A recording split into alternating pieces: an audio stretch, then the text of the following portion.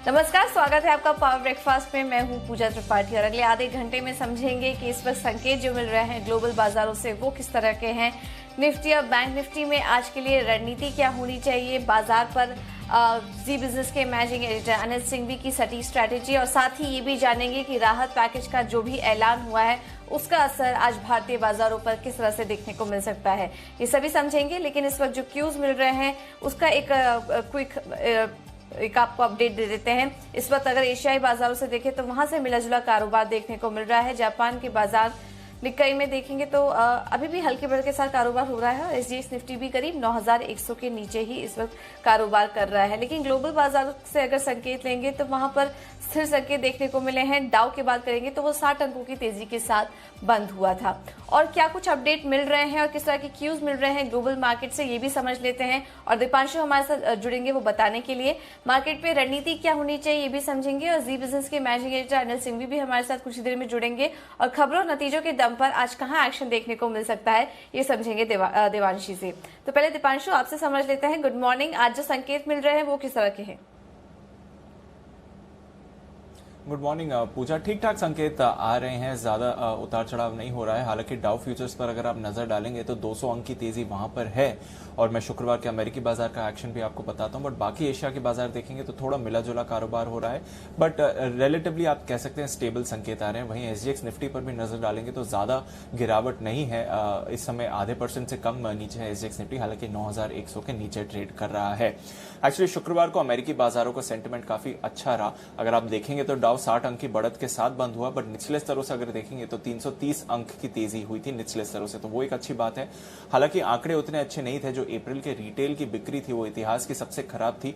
16.5% की गिरावट देखने को मिली। बाजार का अनुमान 12% के आसपास का था, तो बाजार के अनुमान से भी काफी खराब थी और हिस्टोरिकली लो लेवल्स पे थी रिटेल बिक्री। अगर मार्च में देखें तो 8.3% की गिरावट थी, तो उसके हिसाब से भी कंपेयर करें तो ऑलमोस्ट डबल हो गया था वो गिरावट का आंकड़ा। ये तो थी खराब खबर, पर अच्छी खबर थी कि मई के महीने का जो कंज्यूमर सेंटिमेंट है उसमें काफी सुधार देखने को मिला। और ये इसलिए हुआ है क्योंकि अप्रैल के महीने में अमेरिकी सरकार ने हर नागरिक जो $75,000 से कम की सालाना आय है उनके अकाउंट में $1200 ट्रांसफर करे थे, एक वन टाइम ट्रांसफर के तहत। तो उसके चलते चलते जरूर स्पेंडिंग पावर में थोड़ा सुधार आया, इसलिए कंज्यूमर सेंटिमेंट में आपने सुधार देखा मई के महीने में। पर रिटेल के अप्रैल के आंकड़े काफी खराब थे। इसके बावजूद हमने देखा कि रिटेल शेयर्स में अच्छी खरीदारी देखने को मिली। वहीं बैंक्स और एनर्जी शेयर्स भी काफी एक्टिव रहे अमेरिकी बाजारों में। अब बात करते हैं एक बड़ी चिंता की बात, जो है अमेरिका और चीन की बढ़ती हुई टेंशन। हमें मालूम है अब ट्रेड पर भी टेंशन बढ़ रही है। कोरोना वायरस को लेकर विवाद चल रहा है। जो चीन की सबसे बड़ी टेलीकॉम और सॉफ्टवेयर कंपनी है हुआवे, अब उस पर अमेरिका रोक लगाने की बात कर रहा है, स्पेशली उनके सेमीकंडक्टर बिजनेस पर। उनके सेमीकंडक्टर बिजनेस की जितनी भी डीलिंग्स होती हैं यूएस कंपनीज के साथ, वहां पर रोक लग सकती है, ऐसे अमेरिका विचार कर रहा है। इस पर चीन ने भी पलटकर वार किया है और चीन ने कहा है कि वो एप्पल और अमेजॉन जैसी कंपनीज और एप्पल और सिस्को जैसी कंपनीज पर इन्वेस्टिगेशन शुरू कर सकता है। तो दोनों तरफ से देशों का जो अब बिजनेस है और बड़े बिजनेस जैसे एप्पल है, सिस्को है, हुआवे है, उसको दोनों देश अब अटैक कर रहे हैं, तो वहां से थोड़ी चिंता जरूर बढ़ रही है। अगर आप देखें तो हालांकि शुक्रवार को अमेरिकी बाजार पॉजिटिव रहे, पर पिछले हफ्ते अमेरिकी बाजार नीचे रहे। डाउ लगभग 2.5% नीचे था, वहीं नैस्डैक और एसएनपी भी 1% से ज्यादा गिरे थे पिछले हफ्ते। कच्चे तेल में लगातार हमने सुधार देखा है। 3 हफ्तों से हम गेनिंग का ही ट्रेंड देख रहे हैं जहां तक साप्ताहिक लेवल्स का फिलहाल है। शुक्रवार को भी 6% की तेजी रही कच्चे तेल में। अगर आप देखें तो WTI अब आपको अच्छे लेवल्स के आसपास $30 के आसपास आपको WTI आते हुए दिखेगा, $29 के आसपास, तो ये एक अच्छी बात है। और 15 हफ्तों के बाद अमेरिकी भंडारों में भी गिरावट देखने को मिली है और जैसे जैसे लॉकडाउन खुल रहे हैं डिमांड और बढ़ेगी, इसलिए कच्चे तेल को सहारा मिल रहा है। सोने में भी तेजी बरकरार है, भारतीय बाजारों में रिकॉर्ड हाई के पास है। वहीं इंटरनेशनल मार्केट्स में 7 साल की ऊंचाई पर है सोना, इस समय $1750 के पास। ओके, तो ये है ग्लोबल मार्केट का अपडेट आपकी स्क्रीन पर। दीपांशु, कोरोना पर भी आपसे अपडेट जानना चाहेंगे। आंकड़े थोड़े राहत भरे हैं या अभी भी चिंताजनक है? अभी भी चिंताजनक ही आपको कहना पड़ेगा, क्योंकि जब हमने शुक्रवार को बात करी तब से अब तक अगर आप देखें तो 3 दिनों में 2.8 लाख मामले सामने आए हैं। लगभग आप कह सकते हैं कि 3 लाख मामले सामने आए हैं और 13,000 लोगों की मौत हुई है पिछले 3 दिनों में। अगर आप शुक्रवार को देखें तो 99,000 नए मामले सामने आए थे, यानी कि वो 1 लाख का आंकड़ा ऑलमोस्ट आ गया है पर डे एडिशन का। अब तक अगर आप देखें तो 48 लाख से ज़्यादा लोग संक्रमित हैं, वहीं 3,16,000 की मौत हो चुकी है और 18.5 लाख लोग ठीक हुए हैं। बाकी ग्लोबल की तो परेशानी ठीक है, पर जो भारत में टेंशन बढ़ रही है वो एक बहुत परेशानी वाली बात है। अब 95,000 मामले आ गए, यानी कि भारत भी अब जल्दी ही 1 लाख के लेवल पर आता हुआ दिख रहा है। 3 दिनों में भारत में 13,500 नए मामले सामने आए और 375 लोगों की मौत हुई। कल का दिन काफी खराब था, 5,000 से ज्यादा नए मामले सामने आए और 150 लोगों की मौत हुई। यानी कि भारत में अगर आप देखेंगे तो अब 95,000 लोग संक्रमित हैं और मरने वालों की संख्या भी अब 3,000 के पार है। नए मामलों में कल भारत चौथे नंबर में था ग्लोबली, तो यूएसए, रशिया, ब्राजील और उसके बाद भारत। तो आप देख सकते हैं कि काफी तेजी से नए मामले भारत में बढ़ रहे हैं इस समय। और ग्लोबली अगर आप कुल प्रभावित लोगों की संख्या देखें तो भारत इस समय 11वें नंबर पर है। अमेरिका की बात करें तो वहां पर अभी भी 20,000 की एवरेज के नए मामले रोज सामने आ रहे हैं और अब 91,000 लोगों की मौत हो गई है अमेरिका में। वहीं अगर आप देखें तो अब रशिया नंबर 2 पर आ गया है ग्लोबली कोरोना के मामलों में, काफी तेज। तो स्पेन, इटली जैसे देशों के आगे अब रशिया है जहां तक कोरोना के मामलों का सवाल है। 2,75,000 से ज्यादा लोग इस समय रशिया में संक्रमित हैं और वहीं काफी तेजी से ब्राजील भी अब सामने आता जा रहा है। ग्लोबली चौथी रैंक पर आ गया है ब्राजील। 2.5 लाख के आसपास लोग ब्राजील में प्रभावित हैं और वहां के स्वास्थ्य मंत्री ने भी अपना इस्तीफा दे दिया है। कुछ अच्छी खबर यह है कि अमेरिका ने ऑपरेशन वॉर्प स्पीड लॉन्च करा है। ये कोरोना की वैक्सीन को जल्द से जल्द बाजार लाने के लिए ये एक उनका एफर्ट है। तो जितनी भी वैक्सीन अंडर डेवलपमेंट है, 100 वैक्सीन इस समय अंडर डेवलपमेंट है, जहां पे वो बोल रहे हैं कि 14 वैक्सीन प्रॉमिसिंग रिजल्ट्स दिखा रहे हैं, जिसमें से 8 वैक्सीन के अब ह्यूमन ट्रायल्स चल रहे हैं। तो अमेरिका इन वैक्सीन के डेवलपमेंट को अब सपोर्ट करेगा, इनके प्रोडक्शन के लिए सपोर्ट करेगा।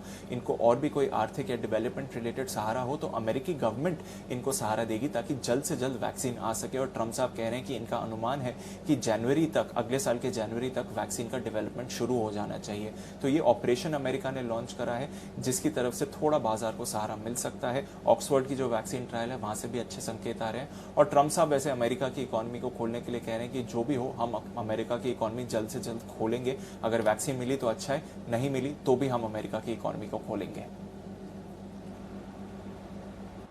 ओके, तो ये तो चलिए पॉजिटिव है, लेकिन अभी भी अगर कोरोना को देखें तो ग्लोबल और भारत में स्थिति गंभीर होते हुए नजर आ रही है।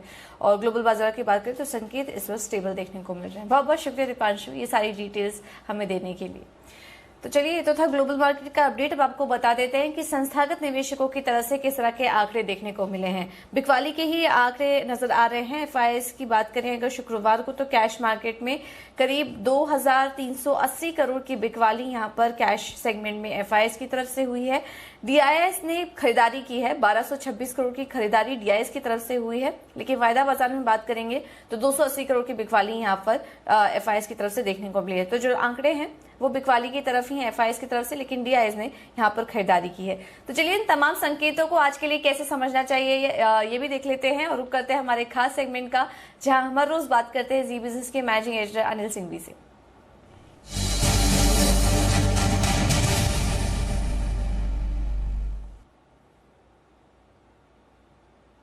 Anil sir, good morning. सबसे पहले तो आपकी राय लेना चाहेंगे, जो मेगा बूस्टर पैकेज अनाउंस हुआ है, सीरीज ऑफ बैठक हो चुकी है फाइनेंस मिनिस्टर की और काफी सारी घोषणाएं भी हो चुकी हैं। अब इसका असर भारतीय बाजारों पर आप आज के लिए कैसे देख रहे हैं? गुड मॉर्निंग पूजा। देखिए, पैकेज में सिर्फ डिटेल्स जो आनी थी वो अब आपके सामने आ चुकी है और डिटेल्स में जो कुछ थोड़े बहुत सेक्टर स्पेसिफिक ऐलान है उससे स्टॉक्स पर एक आध दिन के लिए, आज हम ज्यादा से ज्यादा कल तक के लिए असर पड़ सकता है। इसके बियॉन्ड नहीं है। ओवरऑल मार्केट के लिए बेसिकली जो कुछ भी ऐलान हुए हैं वो न्यूट्रल है, क्योंकि ऐसा कुछ भी ऐलान नहीं कि जो मार्केट को बड़ा झटका दे या बड़ा पॉजिटिव सरप्राइज दे। तो कमोबेश वही सब चीजें हैं जो बाजार को अंदाजा है। इनफैक्ट शुक्रवार को जो आखिरी 1 घंटे में शॉर्ट कवरिंग हुई थी और थोड़ी रिकवरी आई 9,050 के लेवल से निफ्टी पर, उसके पीछे एक बड़ी वजह शायद ये रही कि बाजार ये अंदाजा लगा रहा था कि शायद कैपिटल मार्केट से रिलेटेड भी कुछ ऐलान होंगे, जैसे कि long term capital gain tax हटाना। यह अंदाजा है, मार्केट लगा सकता है। तो वो कुछ हुआ नहीं और मेरे ख्याल से एसजीएक्स निफ्टी जो कमजोरी की तरफ आपको संकेत दे रहा है उसकी वजह भी यही है कि मार्केट रिलेटेड कोई ऐलान आए नहीं है पहली चीज। दूसरा, सेक्टर से स्पेसिफिक जो ऐलान है उसमें डिफेंस एक थोड़ा सा ठीक है कि जहां 49% से 74% बढ़ा दी गई है लिमिट, तो कुछ डिफेंस स्टॉक्स पर एक्शन आ सकता है। ऑलरेडी इसमें ज्यादातर सरकारी कंपनियां वो पीटीवी वैल्यूएशन पे हैं ट्रेड करी, तो वहां पर एक थोड़ी रिकवरी बन सकती है। दूसरा थोड़ा बहुत एक्शन आप छोटे बैंक्स में देख सकते हैं, जहां एमएसएमई एक्सपोजर ज्यादा है, उन बैंक्स में हल्की फुल्की रिकवरी आते हुए दिख सकती है। सरकारी कंपनियों के कंसोलिडेशन और स्ट्रेटेजिक और अदर दूसरे सेक्टर्स में बांटने की जो बात की है, वो अच्छा कदम है, लेकिन उसमें बड़ा लंबा वक्त लगेगा।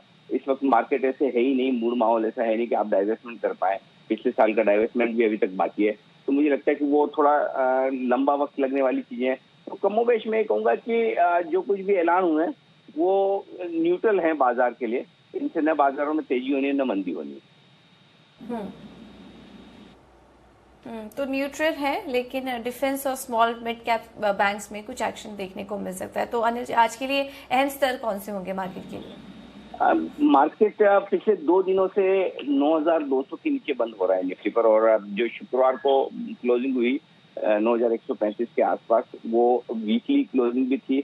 तो 9,200 के नीचे लगातार 2 दिन बंद होना, अगर आज एक और क्लोजिंग आपको 9,200 के नीचे की मिलती है तो फिर नीचे की रिस्क खुल रही है। और ऐसे में पूजा मुझे लगता है कि 8,925 9,050 आज के लिए सपोर्ट जोन है। बेसिकली आप वायदा कारोबार के डेटा को भी मिलाकर देखें तो 9,050 एक स्ट्रॉन्ग सपोर्ट जोन निकल कर आता है। 9,050 इसलिए कि पिछले हफ्ते हमने 2 बार उसे टेस्ट किया है। 9,000 इसलिए कि वायदा कारोबार में वीकली और मंथली सीरीज में हाईएस्ट ओपन इंटरेस्ट उसमें वहां पर है। ये आखिरी उम्मीद है तेजी करने वाले ट्रेडर्स के लिए, वो होल्ड होना चाहिए। अच्छी बात यह है कि डाउ फ्यूचर्स मजबूत ट्रेड कर रहे हैं और हांगकांग वगैरह थोड़े हरे निशान में है। तो अगर बड़े गैप से खुले तो नीचे से एक बार रिकवरी आपको 9,050 से डेफिनेटली आ जाएगी, तो वो आसानी से तोड़ेंगे नहीं। तो इस सपोर्ट जोन पर आपको खरीदारी करनी है। ऊपर इस तरह पर देखिए 9,200 9,300 वो रेंज है, जहां पर आते ही थोड़ी प्रॉफिट बुकिंग आएगी। तो बहुत बड़ी तेजी की उम्मीद भी मत कीजिए। बेसिकली हमारे मार्केट्स में जो तेजी के लिए एक बड़ा ट्रिगर था, जिसकी वजह से बाजार नीचे जाने से इनकार कर रहे थे, वो था पैकेज का ऐलान। अब पैकेज की सारी डिटेल्स आ गई, तो आपके यहाँ कोई ऐसा सरप्राइज बचा नहीं है जिसकी वजह से बाजार बड़ा तेजी से भाग जाए। ग्लोबल मार्केट के साथ ही अब हमें चलना है। ग्लोबल थोड़े रिकवर हो रहे हैं, तो ऐसे में 9,200 9,300 की रेंज में आते हैं, तो वहां पर थोड़ी प्रॉफिट बुकिंग और 9,300 के आसपास शॉर्ट पोजीशन भी आप बना सकते हैं। बैंक निफ्टी का जहां तक सवाल है, 18,850 बेहद इंपॉर्टेंट लेवल पर ही बंद हुआ है। शुक्रवार को मेक और ब्रेक है। अगर आज एक और क्लोजिंग हम इसके नीचे देते हैं तो रिस्क नीचे की खुल जाएगी। तब आपके लिए 18,300 18,500 सपोर्ट जोन निकल कर आएगा, और ऊपरी स्तर पर 19,250 19,500 वो रेंज है जहां पर आपको प्रॉफिट बुकिंग आती हुई दिख सकती है। ओके, ठीक है। तो ये है स्तर बैंक निफ्टी का, जहां पर कि आपको नजर रखनी है। निफ्टी के लिए ऊपरी रेंज 9,200 से 9,300, और जो सपोर्ट दिख रहा है वो 8,900 से 9,050 का ये सपोर्ट रेंज है, जहां पर कि आपको निफ्टी में नजर रखनी है। बहुत बहुत शुक्रिया अनिल सर हमारे साथ जुड़ने के लिए और यह रणनीति सुझाने के लिए। तो चलिए, ये तो था मार्केट का एक्शन। आज के लिए रणनीति क्या होनी चाहिए ये भी हमने आपको बताया, लेकिन खबरों के दम पर आज एक्शन कहाँ देखने को मिल सकता है ये भी समझ लेते हैं। और देवांशी हमारे साथ जुड़ चुकी हैं ये बताने के लिए। देवांशी, गुड मॉर्निंग, बताइए। गुड मॉर्निंग पूजा। आज देखिए, सबसे पहले तो जो पोस्ट मार्केट रिजल्ट्स आए थे उस पर नजर कर लेते हैं। निफ्टी में सिप्ला ने अपने नतीजे पेश किए थे और आप देखिए नतीजे अनुमान से काफी कमजोर हैं और कई क्वार्टर्स के लो पर इस बार नतीजे आते हुए दिखे हैं। सबसे पहले जो आए हैं करीब आधे % तक की गिरावट आते हुए दिखी है। कामकाजी मुनाफे पर ज्यादा असर आई है, करीब 34% तक की गिरावट हमने देखी, और मुनाफा भी करीब 35% कम होता हुआ दिखा है। और आप देखिए जो यूएस से सेल्स हैं वो इस बार अनुमान से ज्यादा कम होते हुए दिखे। डोमेस्टिक बिक्री करीब 12% तक बढ़ती हुई दिखी है। साथ ही कंपनी ने कहा है कि 3,000 करोड़ रुपए कंपनी जुटाएगी। इसके अलावा M&M फाइनेंस, इसके भी नतीजे अनुमान से हल्के से कमजोर ही थे। ब्याज से आय करीब 3% तक बढ़ती हुई दिखी, और मुनाफा आप देखिए इस बार थोड़े से ज्यादा असर होता हुआ दिखा है। करीब 60% से ज्यादा की गिरावट हमने देखी है। प्रोविजन इस बार काफी ज्यादा बढ़ते हुए दिखे हैं, 674 करोड़ पर आते हुए दिखे, और इसी के चलते आप देखिए जो मुनाफा है इस पर ज्यादा असर दिखी है। L&T फाइनेंस अनुमान से हल्के से बेहतर नतीजे हैं। एसेट क्वालिटी और डिस्बर्समेंट्स इस बार थोड़े से बेहतर आते हुए दिखे हैं। जो कुल आय है करीब 1.5% तक कम होती हुई दिखी है, लेकिन मुनाफा 30% तक कम होता हुआ दिखा है। एसेट क्वालिटी आप देखिए 5.9% से बढ़कर अब 5.3% पर आ चुकी है, तो ये एक पॉजिटिव फिगर है। और नेट NPAs भी 2.6% के सामने केवल 2.28% पर आते हुए दिखे हैं। तो एसेट क्वालिटी में सुधार है, डिस्बर्समेंट्स थोड़े से बढ़ते हुए दिखे हैं, ये एक पॉजिटिव बात है। इसके अलावा आज रिलायंस इंडस्ट्रीज पर नजर आएगी। 2 खबरें हैं। सबसे पहले राइट इश्यू की डेट्स आ चुकी है वीकेंड पर। और आप देखिए 20 मई से लेकर 3 जून ये राइट इश्यू की डेट है जब तक राइट इश्यू जारी रहेगा। और इसके अलावा वीकेंड दरमियान हमने देखा कि जनरल एटलांटिक ये कंपनी है जो जियो में निवेश करेगी। 1.34% हिस्सेदारी खरीदने के लिए करीब 6,500 करोड़ रुपए जुटाएगी का निवेश करेगी जियो में। इसके अलावा HDFC लिमिटेड पर नजर आएगी, जहां पे अपनी जितनी भी इंश्योरेंस कंपनीज हैं वहां पे RBI ने उनको निर्देश दिया है कि अपनी जो हिस्सेदारी है वो कम कर दे। और HDFC एग्रो हेल्थ में जो मौजूदा उनकी हिस्सेदारी है वो 51% है। वहीं जितनी भी इंश्योरेंस कंपनीज हैं उनको अपनी जो हिस्सेदारी है वो 50% से कम करनी होगी। कैडिला पर नजर रखें, उन्होंने अपनी जो ब्लड प्रेशर की दवा है इसको US FDA से मंजूरी मिल चुकी है। और NCC आदित्य बिरला सन लाइफ ने करीब 3.17% हिस्सा बेचा है और 7.24% उनका हिस्सा था, वहां से घटकर अब 3.95% हिस्सा हो चुका है। और आखिर में फंड एक्शन में इक्विटास होल्डिंग पर नजर रखें, जहां पे Julius bearer multi stock emerging equity fund ने कंपनी में करीब 27 लाख शेयर्स बेचे हैं। 49 रुपीज 17 पैसे प्रति शेयर के भाव पर ये हिस्सेदारी बेची। ओके, तो ये ढेर सारी खबरें हैं और नतीजे हैं जहां पर कि आपको नजर रखनी है। बहुत बहुत शुक्रिया देवांशी ये सारी डिटेल्स शेयर करने के लिए। तो चलिए ये तो थी खबरें, लेकिन आज ट्रेडिंग के लिहाज से आपको कौन सी स्टॉक स्पेसिफिक रणनीति अपनानी चाहिए ये भी आपको बता देते हैं। एक्सिस सिक्योरिटीज की तरफ से जो 2 कॉल्स आ रही हैं उसमें उन्होंने नवीन फ्लोरिन में पहले खरीदारी करने की राय दी है। 1505 के लेवल्स पर आप खरीदारी करिए, स्टॉप लॉस होगा 1488 का और 1540 के लेवल्स के लिए आप कर सकते हैं नवीन फ्लोरिन में खरीदारी। इसके अलावा जो दूसरा कॉल है वो है एम्फेसिस में, यहाँ पर 835 का स्टॉप लॉस लगाइए, टारगेट होगा 870 का और 845 के लेवल पर कीजिए एम्फेसिस में खरीदारी। तो ये 2 कॉल्स हैं जहां पर कि आज के लिए आपको नजर रखनी है।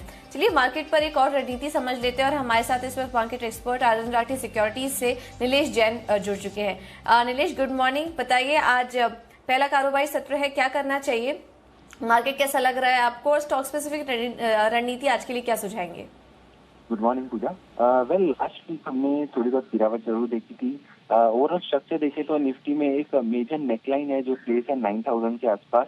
एक HNS head and shoulder pattern develop होता हुआ दिख रहा है। जब तक 9000 का लेवल होल्ड कर रहा है यहाँ से पुल बैक की एक्सपेक्टेशन कर सकते हैं।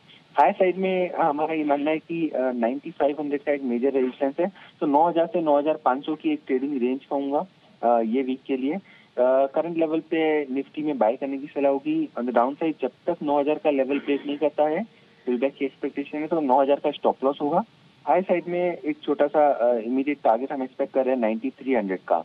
9300 के ऊपर सस्टेन करता है तो हम ये अपने 94 एंड 9500 तक का भी एक्सपेक्ट कर सकते हैं। वहीं अगर वॉलेटिलिटी इंडेक्स देखें वहाँ पे गिरावट होती हुई दिख रही है, तो कहीं ना कहीं डेटा सप्तर है एक स्ट्रॉन्ग पुल बैक के लिए। वहीं एक बाय रिकमेंडेशन होगा स्टॉक में MCX, जहाँ पे एक बहुत ही स्ट्रॉन्ग पैटर्न बनता हुआ दिख रहा है। फ्राइडे के सेशन में ब्रेकआउट भी आया था। 1135 का स्टॉप लॉस होगा, 1200 के टारगेट होंगे। MCX में खरीदारी करके चल सकते हैं। वहीं अगर एक कॉन्ट्रा बैट है CESC, जहाँ पे सेल करके चलना चाहिए, 590 का स्टॉप लॉस होगा। ऑन द डाउन साइड 570 560 तक के टारगेट हम एक्सपेक्ट कर सकते हैं। ओके नीलेश, बहुत बहुत शुक्रिया हमारे साथ जुड़ने के लिए और ये रणनीति सुझाने के लिए। तो निफ्टी में खरीदारी की राय, CESC में बिकवाली और MCX में आज आप खरीदारी कर सकते हैं 1200 के लेवल्स के लिए। चलिए ये तो था इक्विटी मार्केट का एक्शन, लेकिन कमोडिटी बाजार आज के लिए कैसे हो सकता है ये भी समझ लेते हैं। और हमारे साथ इस वक्त कमोडिटी मार्केट के जानकार अमित सजेजा जुड़ चुके हैं। अमित जी बहुत बहुत शुक्रिया समय देने के लिए। आज कमोडिटी मार्केट आपको कैसा लग रहा है और गोल्ड में स्पेशली आज के लिए रणनीति क्या होनी चाहिए? हमने देखा है वहां पर सुधार भी देखने को मिला है, तो आज के लिए क्या संकेत मिल रहे हैं गोल्ड से?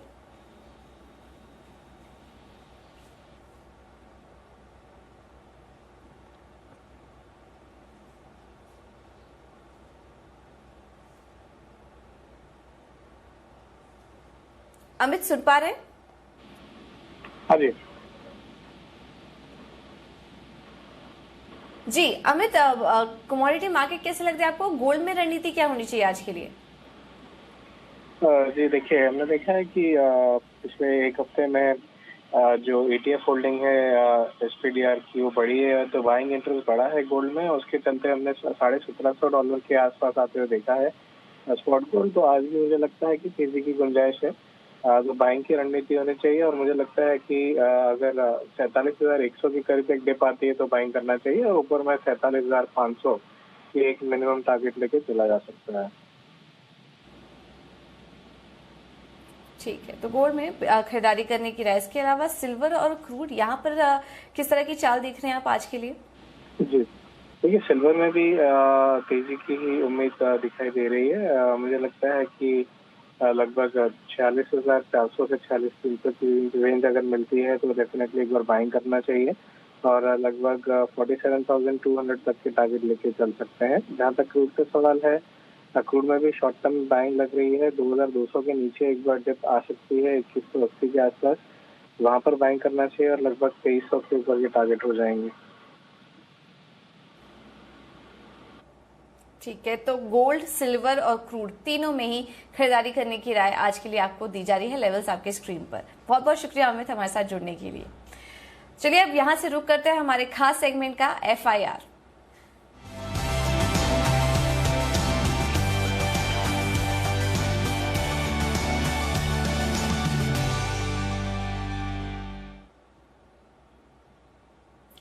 आशीष, गुड मॉर्निंग। बताइए आज ब्रोकरेज हाउस के रडार पर कौन से स्टॉक्स हैं? वेरी गुड मॉर्निंग पूजा। सबसे पहले अगर आप देखें तो नोमिरा की रिपोर्ट आई है राहत पैकेज के ऊपर, जहां पर ये कहा जा रहा है कि अब तक की जितनी घोषणा हुई है वो वित्तीय घाटे का 0.8% है। साथ ही ये मान रहे कि इस साल यानी इस वित्त वर्ष में वित्तीय घाटा करीब 7% रहेगा। और अनाउंसमेंट पर नोमिरा ने कमेंट देकर ये कहा है कि ये जो रिफॉर्म सरकार ने घोषित किए हैं ये मध्यम से लंबी अवधि के लिए पॉजिटिव है, लेकिन शॉर्ट टर्म में यानी छोटी अवधि में इससे कोई खास बेनिफिट देखने को नहीं मिलेगा, जिसके चलते इन्होंने अपने जीडीपी के अनुमान में कोई भी बदलाव नहीं किया। इन्होंने 2020 के जीडीपी का अनुमान -5% पर बरकरार रखा है। स्टॉक स्पेसिफिक रिपोर्ट की अगर आप बात करें तो सबसे पहले आप देखिए रिलायंस इंडस्ट्रीज पर CLSA की रिपोर्ट आई है। खरीदारी की राय को बरकरार रखा है 1770 रुपये के लक्ष्य के लिए। कह रहे हैं जनरल अटलांटिक के साथ इन्होंने जो डील की घोषणा की है, आगे भी जाकर कुछ और डील्स की घोषणा हो सकती है। लगातार कंपनी पूंजी जुटा रही है, जिससे जो इनका नेट डेट कम करने की योजना है वो सफल होती नजर आ रही है। तो ये कुछ रिपोर्ट्स हैं आज की। ओके, बहुत बहुत शुक्रिया आशीष सारी डिटेल्स देने के लिए। तो ये कुछ रिपोर्ट्स हैं जहां पर कि आपको नजर रखनी है।